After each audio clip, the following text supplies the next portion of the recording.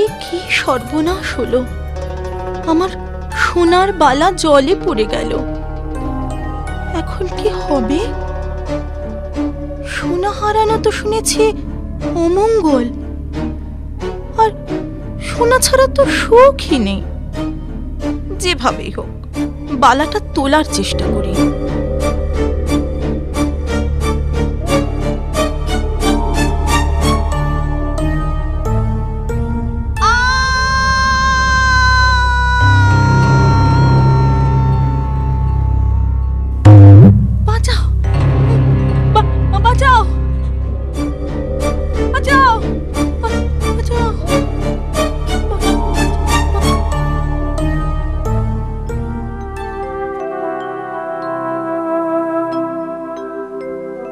হায় হায় হায় পোস্তমণি, এ আমার কি হলো মহর্ষি, আমার কি হলো? পোস্তমণিকে বিয়ে করে বেশ সুখেই রাজত্ব চালাচ্ছিলাম। হায় হায় হায়, সে হঠাৎ জলে ডুবে মারা গেল। আমার আমার কপালে কি এই ছিল মহর্ষি?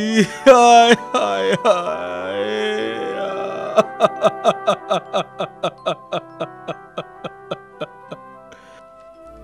আমি সব জানি।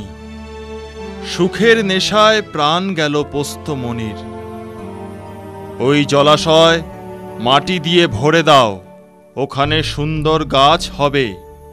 সেই গাছের নাম পোস্ত গাছ। সেই পোস্ত ফুলের দানা থেকে তৈরি হবে আফিম, যা খেলে নেশাও হবে, আবার ওষুধও তৈরি হবে। মানুষের দুর্মতি হলে নেশা করবে, আর সুমতি হলে সুব্যবহার করে রোগমুক্ত হবে। এই কথা শুনে রাজা আবার ফিরে গেলেন রাজপ্রাসাদে।